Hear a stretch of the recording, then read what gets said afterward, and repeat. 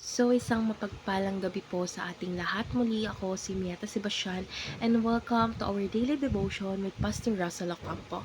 Today, our new series is all about gratitude, count your blessing. And our scripture is all about Psalm chapter 103 verse 2.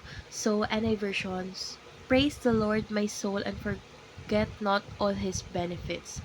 So, tungkol saan nga ba tong verse na ito? So, itong verse na ito ay nag-uudyok sa atin na purihin ang Panginoon at huwag kalimutan ang kanyang mga kabutihan at pagpapala. So, hinahamon tayo nito na maging mapagpasalamat sa lahat ng ginagawa or ginawa ng Diyos sa ating buhay.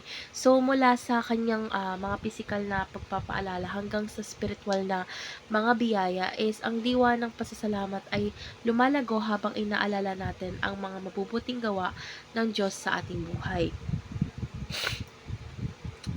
So ngayon, dadako na tayo sa ating teaching. So, yung first teaching is gratitude, recognize God's goodness. So, ang pagpapasalamat ay nagpapakita ng pagkilala sa kabutihan ng Diyos kapag binibilang natin ang ating mga pagpapala. So, natutuklasan kasi natin ang kanyang kamay sa bawat aspeto ng ating buhay mula sa maliliit hanggang sa malalaking bagay. So, second is gratitude, strengthen our faith in God. So, sa pag-alala sa mga nagdaang biyaya ng Diyos, mas tumitibay ang ating pananampalataya. So, nagsisilbing paalala ang mga pagpapalang ito na siya ay tapat at mapagbigay. So ito rin ay nagbibigay lakas ng loob sa atin na magtiwala sa Kanya sa hinaharap. So, last teaching is gratitude multiplies our joy. So, yung pagpapasalamat o pasasalamat ay nagpapalawak ng ating kagalakan dahil natututo tayong pahalagan ang mga bagay na mayroon tayo. So, sa pagbibilang ng ating mga biyaya, napupuno ang ating puso ng kasiyahan at dahil nakikitaan natin ang kalakihan ng pag-ibig at pagkalinga ng Diyos. So, dadako na tayo sa ating application. So, yung first application is enumerate 5 things we are thankful for daily. So, dapat tayo maglaan ng oras na pagnilay-nilayan upang pangalanan ang 5 bagay na ating ipinagpapasalamat. So, makakatulong ito upang mapanatiling positibo ang ating pananaw sa buhay. So, second is compare your past years to the present.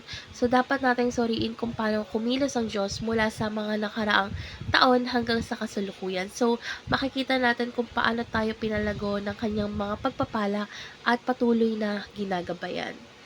So, last application is focus on the spiritual and eternal blessing. So, higit sa mga physical na bagay, dapat natin pagtuunan ng pansin yung mga spiritual at walang hanggang mga biyaya. So, tulad ng kaligtasan, kapayapaan, at pagmamahal ng Diyos.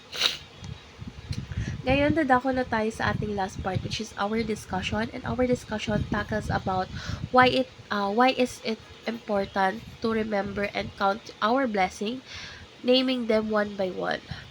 So, ang pagbilang kasi ng ating mga pagpapala or ng blessing, pangalanan man ito isa-isa, ay mahalaga sapagkat ito ay nagbubukas ng ating mga mata sa kabutihan ng Diyos na maaaring hindi natin napapansin sa araw-araw. So, sa paggawa nito is nalilimutan kasi natin ang mga alalahanin at takot dahil pinapalitan ito ng pag-asa at pananampalataya. So, pinapalakas ito ang ating kaugnayan sa Diyos sapagkat pinapaalalahanan tayo ng kanyang patuloy na presensya at pagkilos sa ating buhay. Syempre, bukod pa dito is yung pag-alala sa mga nagdaang kabutihan ng Diyos is napapadama or nagpapadama ng higit ng kagalakan at kapayapaan sa ating puso. So, yung mga simpleng pagkilala sa mga pagpapalang ito ay isang paraan upang manatiling positibo, kontento at punong-puno ng pananampalataya sa Diyos.